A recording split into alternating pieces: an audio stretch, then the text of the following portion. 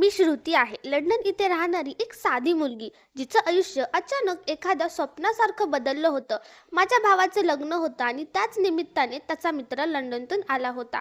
त्याचं नाव होतं अथर्व. त्याचं व्यक्तिमत्व, त्याचा व्यवहार सगळं इतकं आकर्षक होतं की लग्नात आलेल्या प्रत्येक मुलीचं लक्ष त्याच्याकडेच होतं.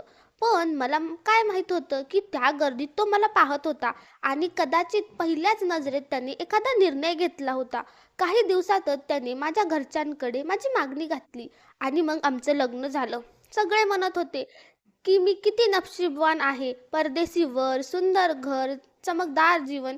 अथर्वने वचन दिलं होतं की तो मला लंडनला घेऊन जाईल आणि त्याने ते वचन पाळलंही. पासपोर्ट, व्हिसा सगळी कागदपत्र करून दिली आणि मग एक दिवस मी माझ्या कुटुंबाला मिठी मारून कायमचा निरोप घेतला. सुरुवातीचे दिवस म्हणजे अगदी चित्रपटासारखे होते. अथर्व मला शहर दाखवायचा, फिरवायचा, महागड्या रेस्टॉरंटमध्ये घेऊन जायचा. मी रोज घरच्यांना फोन करायचे आणि सांगायचे की मी किती आनंदी आहे. आई, बाबा, नातेवाईक सगळे मला नशीबवान मानायचे की मीही ते मानू लागले होते. पण एक दिवस सगळं बदलून गेलं. ती संध्याकाळ मी कधीच विसरणार नाही. अथर्व घरी आला तेव्हा त्याच्या हातात एक कागद होता आणि चेहऱ्यावर विचित्र राग. त्याने काही न बोलता माझ्याशी वाद घालायला सुरुवात केली. मी काही समजून घेतलं नाही आणि अचानक त्याने मला गालावर जोरदार चापट मारली. मी स्तब्ध झाले. त्या दिवसानंतर जणू तो माणूसच बदलून गेला. त्याने माझा फोन काढून घेतला, माझे कॉल्स बंद केले, माझे संदेश रोज तपासायचा, कुणाशी बोलू देत नव्हता. माझा पासपोर्टही त्याने माझ्या बॅगेतून काढून स्वतःजवळ ठेवला होता. मला जाणवलं की आता मी मोकळी नाही, मी फक्त त्याच्या मर्यादेच्यात कैदेत झाले आहे. हळूहळू त्याने माझ्यावर प्रत्येक गोष्टीची बंधने घालायला सुरुवात केली. ना मैत्रिणींना भेटायची परवानगी, ना घरच्यांशी मनमोकळे बोलण्याची मुभा. त्याने शारीरिक त्रास देणंही सुरू केलं. आधी राग, मग थप्पड, मग ढकलणे आणि नंतर रोजची मारहाण. मी आतून तुटून चालले होते. माझ्या मनापासून ते माझ्या आत्म्यापर्यंत सगळे जखमी झाले होते. पण मी हार मानणाऱ्यांपैकी नव्हते. मी रोज आरशात स्वतःकडे पाहून म्हणायचे, श्रुती, तू कमजोर नाहीस, तू कोणाची कैदी नाहीस, तू जगणार आहेस. प्रत्येक रात्री मी उशीमध्ये चेहरा लपवून रडायचे. माझे मोकळे दिवस आठवायचे, जेव्हा मी स्वतःचे निर्णय घ्यायचे, हसायचे, मनापासून जगायचे. पण आता माझ्या प्रत्येक क्षणावर त्याचं नियंत्रण होतं. जणू मी पिंजऱ्यातल्या त्या पक्षीसारखी झाले होते, ज्याला आकाश दिसतं पण तो उडू शकत नाही. त्याने मला धमकीही दिली होती, जर मी कुणाकडून मदत मागितली तर तो भारतातल्या माझ्या कुटुंबाला नुकसान पोहोचवेल. हा एक भीतीचा विचार मला गप्प ठेवत होता. अनेक वेळा मी पळून जाण्याचा प्रयत्न केला, पण प्रत्येक वेळी अपयशच आलं. तो मला शोधून आणायचा आणि आणखी क्रूरपणे त्रास द्यायचा. मी थकले होते, शरीरानेही आणि मनानेही. पण माझ्या मनात अजूनही एक छोटीशी ठिणगी जिवंत होती, स्वातंत्र्याची, एक चांगल्या जीवनाची. मी ठरवलं होतं की वाट पाहीन योग्य संधीची आणि त्यासाठी मी तयार होऊ लागले. टीव्ही पाहून इंग्लिश शिकले, पुस्तकं वाचली, लोकांना पाहून लंडनमधले जगण्याची पद्धत शिकली. मला ठाऊक होतं, संधी मिळाली की मी मागे हटणार नाही. ही कैद फक्त माझ्या शरीराची होती, पण माझं मन अजूनही मुक्त होतं. आणि तेच मन मला रोज सांगायचं, श्रुती, थांबू नकोस, ही फक्त सुरुवात आहे. एक दिवस तू या कैदेतून बाहेर पडशील आणि तुझ्या आयुष्याची नवी सुरुवात करशील. अथर्वच्या धमक्या मला नेहमी ऐकू यायच्या, पण मी माझ्या मनात एक भिंत उभी केली होती, ज्यामुळे त्यांच्या वाईट शब्दांचा परिणाम माझ्यावर होत नव्हता. मी स्वतःला अधिक मजबूत बनवलं होतं, माझं मन कठोर केलं होतं. जिथे फक्त आशेचा आणि धैर्याचा प्रकाश होता, प्रत्येक सकाळी माझ्या डोळ्यात नवी चमक असायची, जणू सांगायची की मी अजूनही जिवंत आहे. मी स्वतःला पटवून दिलं होतं की मी सगळं तात्पुरतं आहे आणि एक दिवस मी या अंधारातून बाहेर पडून प्रकाशात येईन. मी माझ्या आतल्या आवाजाला ऐकायचे, जो मला धैर्य द्यायचा, मला आठवण करून द्यायचा की मी खूप काही सहन केलं आहे आणि आता यापासूनही मुक्त होईन. या कैदेने मला तोडलं नाही, तर अजून मजबूत केलं. माझ्यात अशी ताकद निर्माण झाली होती जी मला पूर्वी कधीच जाणवली नव्हती. ही ताकद माझ्या पुढच्या लढाईसाठी होती आणि मी फक्त ती नक्की जिंकणार होते. कधी कधी मला वाटायचं की मी वेडी होईन, पण मग आईबाबांचे चेहरे डोळ्यासमोर यायचे. त्यांचं प्रेम, त्यांची आशा यांनीच मला जगण्याचं कारण दिलं होतं. मी ठरवलं होतं की मी कधीच त्यांना लाज वाटू देणार नाही. हा माझा ठाम निर्णय होता आणि मी त्यावर कायम होते. एक दिवस अथर्वने मला घटस्फोट दिला. कोणतेही कारण न सांगता त्याने माझ्या हातात एक कागद दिला आणि म्हणाला की आता मी मोकळी आहे. त्याचे शब्द माझ्या कानात घुमत होते की मी मोकळी आहे, पण मला तर असं वाटत होतं की माझं अस्तित्वच संपून गेले. मी त्याच्यासमोर रडत होते, विनवण्या करत होते, हात जोडून मागणी करत होते, पण त्याच्यावर काहीच परिणाम झाला नाही. त्याने मला घराबाहेर काढलं. कोणतंही सामान नाही, काहीही नाही. मी रिकाम्या हातांनी बाहेर आले. माझ्या अंगावर फक्त तेच कपडे होते जे मी घातले होते. मी रस्त्यावर आले, असहाय्य, लाचार. सिटीच्या थंड वाऱ्यांनी माझं शरीर छिन्न-विछिन्न करत होतं आणि भुकेने माझी अवस्था अधिकच वाईट झाली होती. मी कधी विचारही केला नव्हता की माझ्या आयुष्यात असा वाईट काळ येईल. एक अनोळखी शहर, अनोळखी लोक, मी पूर्णपणे एकटी. त्या रात्री मी एका उद्यानातील बेंचवर बसून राहिले. इतकी थंडी होती की दात आपोआप वाजत होते आणि संपूर्ण शरीर थरथरत होतं. मी स्वतःला आकसून बसले, पण थंडी अंगात खोलवर शिरली होती. ना चादर होती ना स्वेटर, फक्त अंगावरचे पातळ कपडे. भूक इतकी वाढली होती की विचार करायलाही ताकद उरली नव्हती. डोक्यात एकच प्रश्न फिरत होता, आता काय? मी कुठे जाईन? मी आकाशाकडे पाहिलं, तारे चमकत होते, पण माझ्या नशिबात मात्र कुठलीच चमक नव्हती. एकटेपणाने मला पूर्णपणे पकडलं होतं. आयुष्यात मला कधी इतकं एकटं वाटलं नव्हतं जितकं त्या क्षणी वाटत होतं. प्रत्येक क्षण जणू युगासारखा वाटत होता. मी माझे गेलेले चांगले दिवस आठवले, जेव्हा मी माझ्या घरात शांततेत राहायचे, आई बाबा आणि भाऊ वहिनींसोबत आनंदी असायचे. ते दिवस किती सुंदर होते. आणि आज मी लंडनच्या सिटीच्या रस्त्यावर भटकत होते. असे कित्येक दिवस गेले. कधी कचऱ्यातून खाणे शोधायचे, कधी उद्यानातील बेंचवर रात्री काढायचे. हळूहळू माझी अवस्था आणखी खराब होऊ लागली. कपडे फाटलेले, केस विस्कटलेले. कित्येक दिवस कंगवाही फिरवला नव्हता. डोळ्यात मंद विझलेली चमक. लोक मला पाहून रस्ता बदलायचे, जणू मला एखादा रोग आहे असा. मी अनेकदा स्वतःचा जीव घेण्याचाही विचार केला, पण प्रत्येक वेळी माझ्या आतून एक ठिणगी उठायची, जी म्हणायची की इतक्या दुःखातून गेली आहेस, आता हार मानू नकोस, पुढे चालत राहा. मी स्वतःलाच सांगितलं, मला जिवंत राहायचंय आणि माझं आयुष्य पुन्हा परत मिळवायचंय. एक दिवस मी एका कॉर्नरला बसले होते, भूक, थंडी आणि थकवेने बेहाल. तेव्हा एक वृद्ध स्त्री तिथून जात होती. तिने मला पाहिलं आणि तिच्या नजरेत माझ्यासाठी करुणा होती. ती माझ्या जवळ आली आणि मला थोडं खायला दिलं. मी खूप भुकेली असल्याने लगेच खाल्लं. तिने माझी अवस्था विचारली आणि जेव्हा मी माझी कहाणी सांगितली, तिच्या डोळ्यात पाणी आलं. तिने मला एका ठिकाणाचा पत्ता दिला आणि म्हणाली, इथे तुला राहायला आणि खायला सगळं मिळेल आणि कदाचित तुझ्या आयुष्याची नवीन सुरुवातही. तिचे शब्द माझ्यासाठी एखाद्या चमत्कारासारखे होते. मी तिला धन्यवाद केलं आणि त्या पत्त्यावर निघाले. रस्ता लांब होता, पण माझ्या पावलात नवी ताकद आली होती. मला वाटलं, कदाचित देवाने माझी विनंती ऐकली आहे. आता माझ्याकडे एक योग्य संधी होती. जेव्हा मी तिथे पोहोचले, तेव्हा एक साधीशी इमारत दिसली. मी माझ्यासाठी ती एखाद्या महलासारखी होती. आत गेल्यावर मला उबदारपणा जाणवला आणि लगेच मला जेवायला दिलं. कित्येक दिवसांनी मी पोटभर जेवलं. तिथे आणखी मुली आणि स्त्रिया होत्या, ज्यांच्या कहाण्या मी माझ्यासारख्याच होत्या. त्यांनी माझं स्वागत केलं आणि मला एक बेड मिळाला. त्या रात्री मी इतक्या शांततेत झोपले. कित्येक महिन्यात मला अशी खोल झोप आली नव्हती. हे ठिकाण सिटीतील एका हॉस्टेलसारखं होतं. इथे राहून माझ्या आयुष्यात एक नवीन वळण आलं. मला फक्त शरीराला आराम नाही, तर मनालाही शांतता मिळत होती. मी तिथल्या काउन्सिलरशी बोलले. त्यांनी मला धैर्य दिलं आणि सांगितलं की मी एकटी नाही. त्यांनी मला कायदेशीर मदतीबद्दल सांगितलं, पण मी त्यासाठी तयार नव्हते. माझा पहिला उद्देश होता स्वतःच्या पायावर उभं राहणं. मी तिथल्या इतर मुलींमधून खूप काही शिकले. त्या प्रत्येकजण आपापली मोठी लढाई लढत होत्या, पण त्यांच्या चेहऱ्यावर आत्मविश्वास होता. मला जाणवलं की मीही त्यांच्यातलीच एक आहे आणि आपण सगळा एकमेकींचा आधार आहोत. हे हॉस्टेल माझ्यासाठी एक फक्त छप्पर नव्हतं, हे माझ्या नव्या आयुष्याची सुरुवात होती. मी स्वतःला सांगितलं, आता मागे वळून पाहायचं नाही, फक्त पुढे जायचं. मी माझ्या जखमा भरू लागले आणि निर्णय घेतला की आता खंबीर होणार. प्रत्येक सकाळी माझ्या डोळ्यात नवी आशा असायची.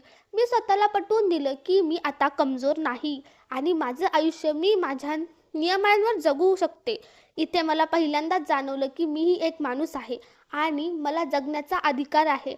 तिथल्या स्त्रियांनी मला खूप काही शिकवलं. त्यांचं धैर्य आणि जिद्द माझ्यासाठी आशीर्वाद बनला. मी हॉस्टेलच्या लायब्ररीतून पुस्तकं वाचायला लागले. त्यात धैर्य, संघर्ष आणि आयुष्याला कसं सामोरं जायचं याबद्दल लिहिलं होतं.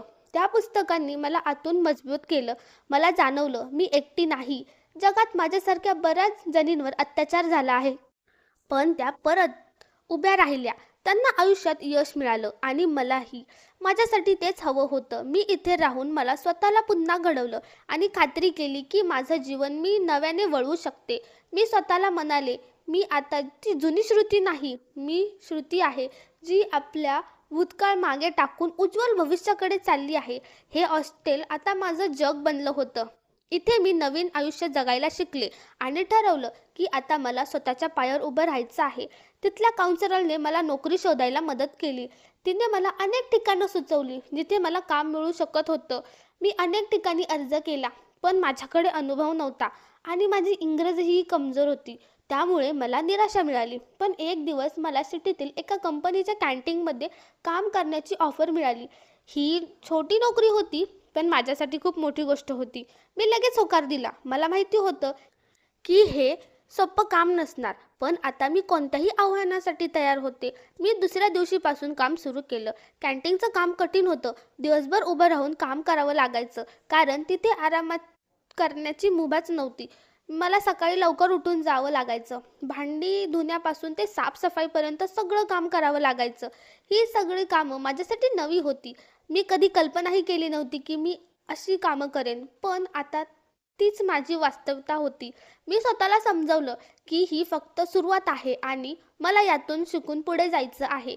माझं आयुष्य जरी आधी दुःखाने भरलेलं होतं, तरी आता ते मला सुधरवायचं आहे. मी पूर्ण प्रामाणिकपणे आणि मेहनतीने काम करायला सुरुवात केली. मला स्वयंपाक करण्याचा खूप छंद होता, म्हणून मी ठरवलं की माझा हा छंद माझ्या कामात वापरायचा.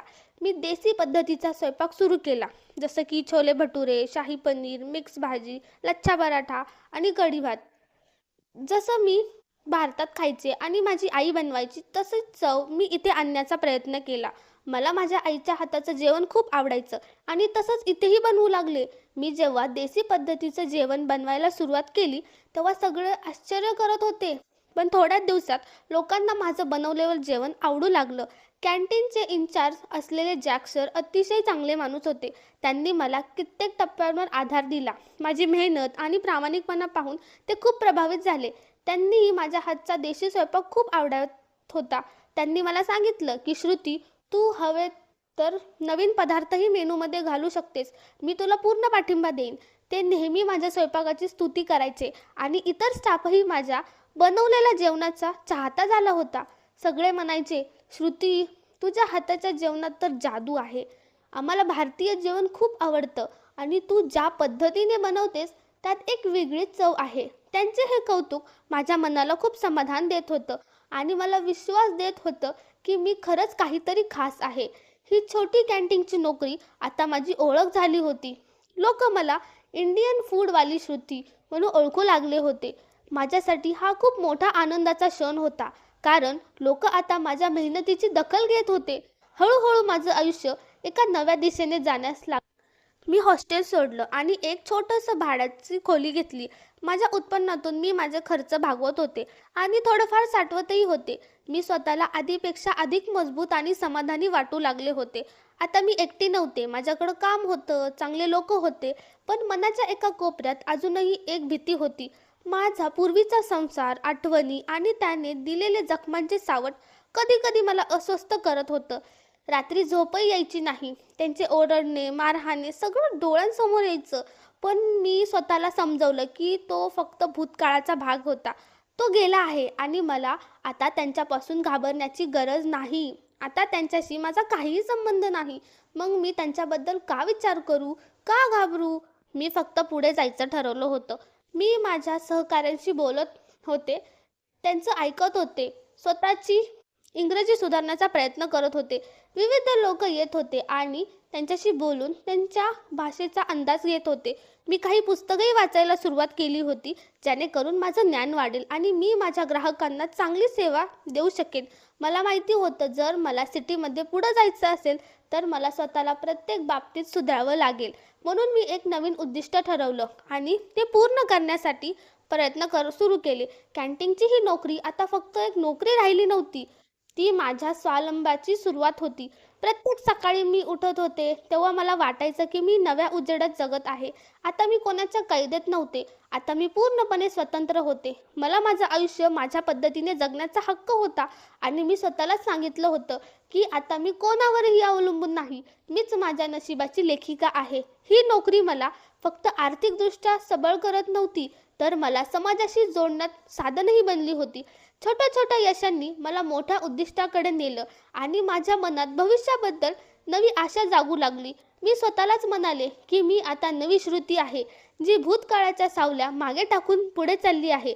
मी माझं आयुष्य अधिक चांगलं करण्यासाठी ऑनलाईन कोर्सेस सुरू केले, विशेषतः संगणक कौशल्य आणि संवाद कौशल्याचे. कारण मला माहिती होतं की हेच माझ्या पुढच्या प्रगतीची चावी ठरणार आहेत. मी रोज काहीतरी नवीन शिकत होते आणि माझ्या मेहनतीने मला यशाकडे नेत होते. कॅन्टीनमध्ये काम करत करत अनेक महिने गेले. माझं आयुष्य आता एका ठरलेल्या क्रमाने चालू झालं होतं. सकाळी उठणं, खोली नीट करणं, नाश्ता करून कामावर जाणं, दिवसभर मेहनत, परत येऊन थोडासा आराम, रात्रीचे जेवण, असा दिवस संपायचा. या जीवनशैलीत मला एक वेगळाच शांतपणा मिळू लागला होता. मी आता माझ्या कामात पूर्ण पारंगत झाले होते. माझ्या बनवलेल्या डिशेस केवळ स्टाफलाच नव्हे तर ग्राहकांनाही खूप आवडू लागल्या होत्या. जॅक सर, तिथे जे इन्चार्ज होते, ते माझ्यावर पूर्ण विश्वास ठेवत होते आणि मला नेहमी नवे नवे पदार्थ ट्राय करण्याची मोकळीक देत होते. कारण आता त्यांच्या कॅन्टीनची ओळखच माझ्या स्वयंपाकामुळे तयार होऊ लागली होती. सिटीमध्ये असेही खूप लोक होते जे भारतातून येऊन इथे राहत होते आणि त्यांना देशी जेवण खूप प्रिय होतं. इथल्या लोकांनीही इंडियन फूड खाण्याचा छंद होता आणि त्यांना या छोट्याशा कॅन्टीनमध्ये त्यांच्या आवडीचा चविष्ट पदार्थही मिळत होता. माझ्या आयुष्यात एक स्थैर्य आलं होतं आणि मी भूतकाळातील जखमा हळूहळू भरून काढण्याचा प्रयत्नही करत होते. एकदा जशी मी रोजच्या प्रमाणे कॅन्टीनमध्ये काम करत होते, तेव्हा मी पाहिलं की एक नवा माणूस कॅन्टीनमध्ये आला होता. तो खूप हँडसम आणि शिकलेला वाटत होता, जणू एखाद्या मोठ्या कंपनीचा मालक किंवा एखादा फेमस व्यक्ती. त्याच्या चालण्यात एक वेगळाच आत्मविश्वास होता आणि डोळ्यात खोलपणा. तो सरळ अँथनकडे गेला आणि त्याच्याशी बोलू लागला. अँथनने त्याला ॲलेक्स म्हणून हाक मारली. नंतर मला कळालं की तेच त्या कंपनीचे मालक होते. ॲलेक्सची उपस्थिती मला अस्वस्थ करत गेली. मी त्यांना पहिल्यांदाच पाहिलं होतं, पण मन म्हणालं जणू मी त्यांना आधीपासूनच ओळखते. ते आता नेहमी कॅन्टीनमध्ये येऊ लागले होते, कधी एकटे, कधी ऑफिसमधल्या लोकांसोबत. मला जाणवलं की त्यांच्या नजरा वारंवार माझ्याकडे उचलल्या जात होत्या. ते काही बोलत नव्हते, फक्त मला पाहत राहायचे. त्यांच्या डोळ्यात काहीतरी होतं जे मला समजत नव्हतं. जणू ते मला ओळखण्याचा प्रयत्न करत होते. मी मनात विचार केला, कदाचित ते माझ्या इंडियन स्वयंपाकामुळे मला नोटीस करत असतील किंवा मी भारतीय असल्यामुळे. पण त्यांच्या नजरेत फक्त कुतूहल नव्हतं, त्यात अजून काहीतरी होतं जे मला बेचैन करायचं. माझ्या मनात शंका निर्माण झाली. कुठे ते अथर्वला तर ओळखत नसतील किंवा त्याच्याच सांगण्यावरून तर मला पाहत नसतील. भूतकाळातील भीती पुन्हा उभी राहिली. मी स्वतःला समजवलं की हा फक्त माझा भ्रम आहे. पण त्यांचं वारंवार येणं आणि माझ्याकडे पाहणं माझ्या मनात एक अनमिक भीती निर्माण करत होतं. मी प्रयत्न केला की त्यांच्याकडे बघू नये, पण ते प्रत्येक वेळी माझ्याकडेच पाहायचे. त्यांच्या डोळ्यात एक नरमाई होती, पण त्या नरमाईत एक प्रश्नही लपलेला असायचा. मी स्वतःला आठवण करून दिली, मी आता एक स्वतंत्र मुलगी आहे. आता मला कोणापासूनही घाबरण्याची गरज नाही. पण आत कुठेतरी एक भीती अजूनही जिवंत होती. मी माझ्या कामात इतकी व्यस्त झाले की त्यांच्याविषयी विचार करायलाही वेळ उरू नये. पण त्यांची प्रतिमा डोक्यातून जायचीच नाही. मी एके दिवशी अँथनला त्यांच्याविषयी विचारलं. अँथनने सांगितलं की ॲलेक्स खूप यशस्वी आणि अतिशय चांगले मनाचे व्यक्ती आहेत, जे त्यांच्या कर्मचाऱ्यांची खूप काळजी घेतात. हे ऐकून मला थोडासा दिलासा मिळाला, पण शंका अजूनही मनाच्या एका कोपऱ्यात होती. माझ्या मनात खूप प्रश्न उभे राहिले होते. ते मला नुकसान तर पोहोचवणार नाहीत ना? किंवा कदाचित ते माझी काही मदतही करू शकतील. मी ठरवलं, आता मी कोणत्याही भीतीपासून पळणार नाही. जर त्यांना अथर्वबद्दल काहीही माहिती असेल तर मी त्यांच्यासमोर उभी राहीन. मी आता ती कमकुवत श्रुती नव्हते. मी आता माझ्यातली शक्ती पुन्हा जागवली होती. मी स्वतःला वचन दिलं होतं, जे काही होईल मी आता घाबरणार नाही. ॲलेक्सच्या उपस्थितीने माझ्या आयुष्याला जणू एक नवीन वळण दिलं होतं. हे वळण मला कुठे नेईल हे मला माहीत नव्हतं, पण मी आता कोणत्याही परिस्थितीसाठी तयार होते. प्रत्येक दिवसागणिक त्यांच्या डोळ्यात एक नवीन कथा दिसायची. त्यांची शांत नजर खूप काही बोलायची. कधी करुणा, कधी प्रश्न, कधी काही अनमिक. या सगळ्यात माझ्या मनात एक हलचल तयार झाली.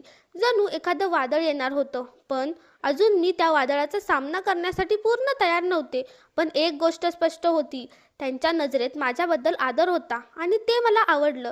मी आता त्यांच्या प्रत्येक हालचाली, प्रत्येक नजर काळजीपूर्वक पाहू लागले. मला जाणवू लागलं की कदाचित त्यांचा हेतू मला दुखवण्याचा नाही. कदाचित मीच जास्त विचार करत होते. एक दिवस मी कॅन्टीनमध्ये कामात गुंग होते. तेव्हा अँथन माझ्याकडे आले आणि म्हणाले, "अलेक्सने तुला त्यांच्या ऑफिसमध्ये बोलवलं आहे." आणि माझ्या हृदयाची धडधड अचानक जोराने वाढली. माझ्या मनात ते जुन्या भीतीची सावट पुन्हा उभी राहिली. काय त्यांनी मला म्हणून बोलवलं होतं? कारण ते अथर्वला ओळखतात? काय का आता माझी नोकरी जाणार होती? की काही वेगळंच घडणार होतं? मी एक खोल श्वास घेतला, अँथनकडून परवानगी घेतली आणि अलेक्सच्या ऑफिसकडे चालू लागले. माझे पाय जणू जमिनीवरून उचलतच नव्हते. प्रत्येक पावलासोबत एक नवं भय मला ओढून नेत होता. मी अलेक्सच्या ऑफिसमध्ये पोचले. ते खुर्चीवर शांत आणि गंभीरपणे बसले होते. मला पाहताच त्यांनी हलक्याशा इशाऱ्याने मला बसायला सांगितलं. मी त्यांच्या समोरील खुर्चीवर अलगद बसले. माझ्या नजरा त्यांच्या नजरेला भिडल्या. त्यांच्या डोळ्यात एक विचित्र चमक होती, जी मी ओळखू शकत नव्हते. ते हलकेसे हसले आणि म्हणाले, "श्रुती, मला तुझ्याशी काही महत्त्वाचं बोलायचं आहे." माझ्या हृदयाची धडधड जणू घड्याळाच्या काट्यापेक्षा वेगाने चालू लागली. आणि मग त्यांनी तेच शब्द उच्चारलं, ज्याची मला आधीपासूनच भीती होती. "मी अथर्वचा जुना मित्र आहे." हे ऐकताच माझा श्वास घेणं देखील कठीण झालं.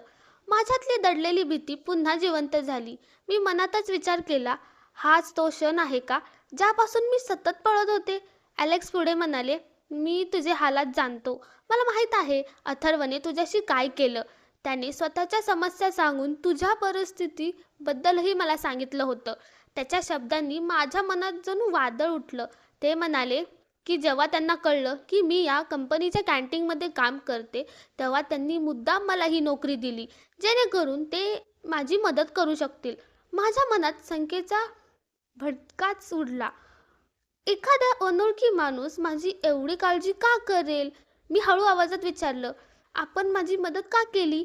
आपल्याला यातून काही मिळणार आहे?" अलेक्स हलकेच हसले आणि म्हणाले, "प्रत्येक मदतीमागे एखादे स्वार्थी कारण नसतं श्रुती. तुझ्या डोळ्यात मी एक रोशनी पाहिली होती. एक अशी आशा जी परिस्थितीपुढे हार मानायला तयारच नव्हती." त्यांचे शब्द माझ्या मनाला भिडले. पण वर्षानुवर्षाच्या जखमा आणि धोके मला पटकन विश्वास ठेवू देत नव्हते. कदाचित त्यांनी माझ्या नजरेतील भीती वाचली होती. ते म्हणाले, "मला माहीत आहे तुझ्यासोबत काय काय झालंय. मी तुझा मित्र आहे. तुझं चांगलं होईल असं मला वाटतं. तुझं काहीही वाईट मी कधी करणार नाही." मग त्यांनी काही डॉक्युमेंट्स दाखवले. त्यात अथर्वबद्दल माहिती होती आणि हेही की आता तो लंडन बाहेर गेला आहे. हे पाहताच मला खूप आश्चर्य झालं. पहिल्यांदाच मला खऱ्या अर्थाने दिलासा मिळाला. भूतकाळातील यातना पुन्हा डोळ्यासमोर उभ्या राहिल्या. पण यावेळी त्यांच्यासोबत उम्मीदची एक हलकीशी किरणही होती. मी त्यांचे मनापासून आभार मानले आणि ऑफिसमधून बाहेर पडले. आता माझं मनही बरंच शांत. माझ्यात एक नवीन विचार जन्मला. काय देवाने खरंच माझ्या प्रार्थना ऐकल्या आहेत? ही भेट माझ्या आयुष्याचा सर्वात मार्ग बदलणाऱ्या क्षणांपैकी एक होती. मी पहिल्यांदाच अनुभवलं की कदाचित आता माझ्या आयुष्यातील एक नवीन सुरुवात होणार आहे. एलेक्सच्या बोलण्यात मला सच्चाई दिसली. त्यांच्या नजरेतील आदर माझ्या मनाला खोलवर स्पर्श करून गेला. मी ठरवलं, आता माझे निर्णय मीच घेईन. ना भीती, ना कोणाचा दबाव. माझा भूतकाळ मागे राहिला होता आणि आता माझं वर्तमान मी स्वतः लिहिणार होते. अलेक्स म्हणाले होते, "मी तुझं पासपोर्ट परत आणण्याचा प्रयत्न करेन." हे माझ्यासाठी एखाद्या चमत्कारासारखं होतं. कारण माझा पासपोर्ट म्हणजे फक्त एक कागद नव्हता, ती माझी ओळख होती. काही दिवसांनी अलेक्सने मला ऑफिसमध्ये बोलवलं आणि माझ्या हातात पासपोर्ट देताच माझे डोळे भरून आले. अनेक महिन्यानंतर माझ्या स्वतंत्रताचा स्पर्श मी पुन्हा एकदा अनुभवत होते. कृतज्ञतेने माझे डोळे पाणावले होते. मी मनापासून त्यांचे आभार मानले. यावेळी माझ्या चेहऱ्यावर संकोच नव्हता, फक्त आदर आणि मनापासूनची कृतज्ञता होती. अलेक्स हसून म्हणाले, "श्रुती, ही तर फक्त सुरुवात आहे. तुझ्या आयुष्यात अजून खूप सुंदर वळणं येणार आहेत." आणि खरंच त्यांची वाक्य सत्य ठरली. काही दिवसातच मला प्रमोशन मिळालं. एक साधी कुक म्हणून मी काम करणारी मी आता कंपनीची मॅनेजर झाले. हा माझ्या आयुष्यातील सर्वात मोठा बदल होता. मी दिवस रात्र मेहनत केली, इंग्लिश बोलायला शिकले, कम्प्युटर शिकले आणि ऑफिसमधल्या प्रत्येक कामात स्वतःला सिद्ध केलं. माझे सहकारी मला नेहमी साथ देत आणि रोज काहीतरी नवीन शिकत होते. ॲलेक्स माझ्या कामाने खूप खुश असायचे आणि आता ते माझ्यावर पूर्वीपेक्षा जास्त विश्वास ठेवू लागले. मी आणखी आत्मविश्वासी झाले होते. आपले विचार स्पष्टपणे मांडू लागले, निर्णय स्वतः घेऊ लागले. भूतकाळातील जखमा आता भरू लागल्या होत्या. माझ्यात एक नवी ज्वाला पेटली होती, स्वतःला पुढे नेण्याची, आपलं आयुष्य पुन्हा नव्याने घडवण्याची. म्हणून मी आणखी शिक्षण घ्यायचं ठरवलं आणि संध्याकाळी क्लासेसही जॉईन केले. दिवसा ऑफिस आणि संध्याकाळी अभ्यास. हा माझ्यासाठी एक नवीन टप्पा होता. हळूहळू मी स्वतःला पुन्हा शोधू लागले. आता मला स्वतःवर प्रेम होऊ लागलं होतं. मी आता ती घाबरट, भीती जगणारी मुलगी नव्हते. एक आत्मनिर्भर, आत्मविश्वासी आणि निडर श्रुती झाले होते. माझ्या चेहऱ्यावर नवी चमक होती आणि डोळ्यात मजबूर निर्धार. ॲलेक्सलाही माझा हा बदल जाणवला आणि तो नेहमी माझी प्रशंसा करायचे. माझ्या स्वप्नांना पंख देण्यासाठी ते माझे सतत प्रोत्साहन बनले. मी माझ्या मम्मी पप्पांशी पुन्हा संपर्क साधला. त्यांनी माझा आवाज ऐकला आणि माझ्या प्रगतीबद्दल समजलं.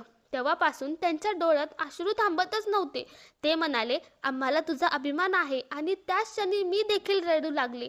मी त्यांना विश्वास दिला की आता मी पूर्णपणे सुरक्षित आहे आणि माझं आयुष्य मी माझ्या स्वतःच्या निर्णयांनी जगत आहे.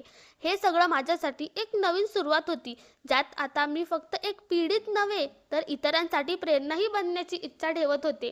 मी आता फक्त माझ्यासाठी नव्हे तर माझ्यासारख्या संकटातून गेलेल्या सर्व मुलींसाठी एक उदाहरण बनू इच्छित होते.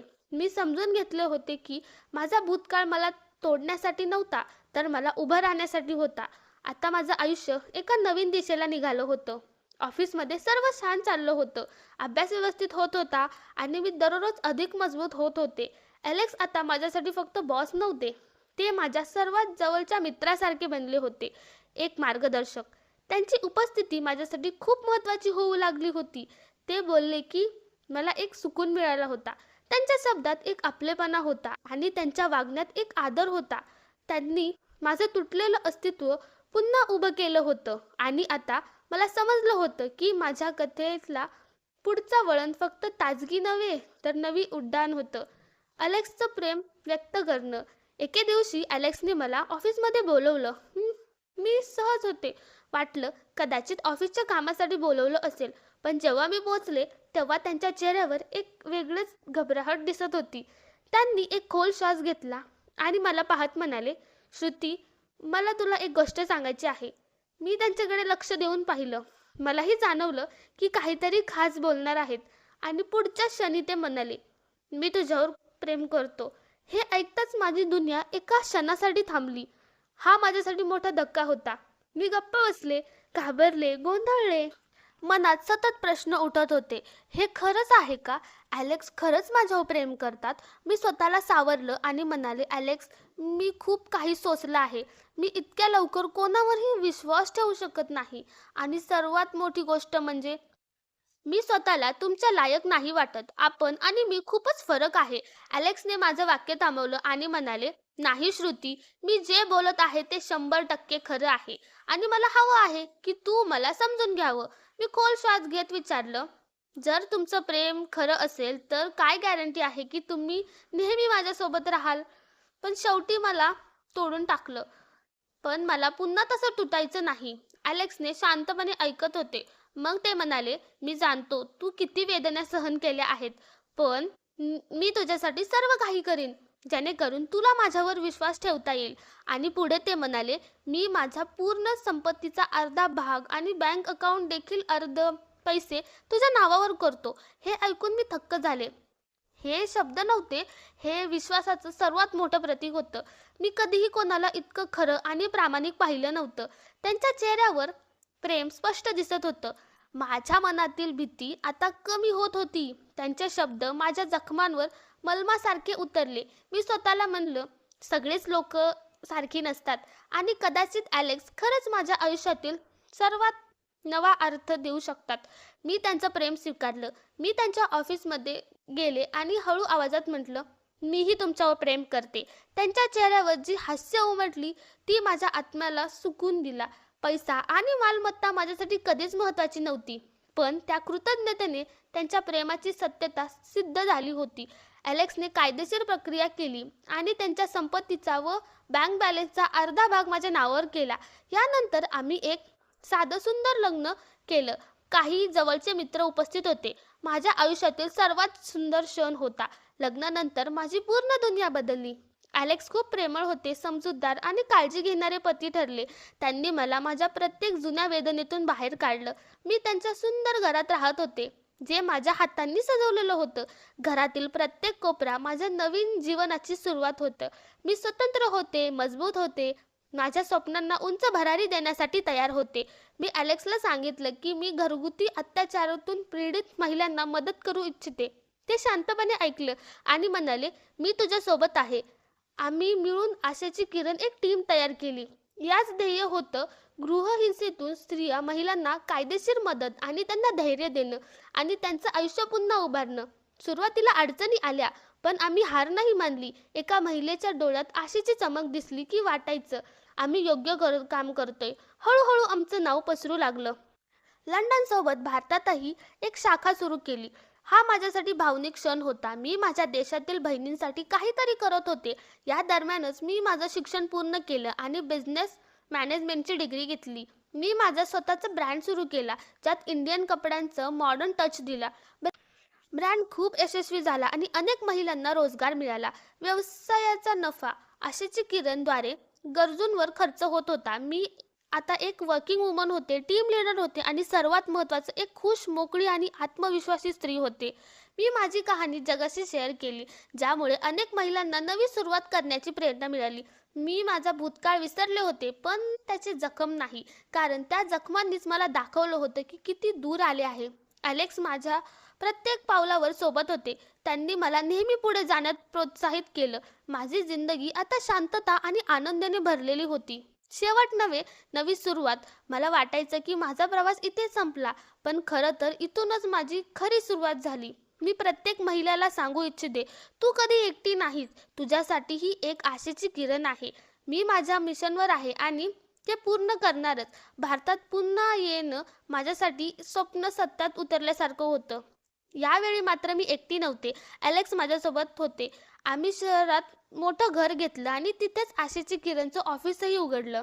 इथे आम्ही बेसहारा महिलांना आधार देतो, त्यांच्यासाठी लढतो आणि त्यांना सशक्त बनवतो. आमचा प्रवास आजही सत्य आणि चांगुलपणाच्या वाटेवर सुरू आहे.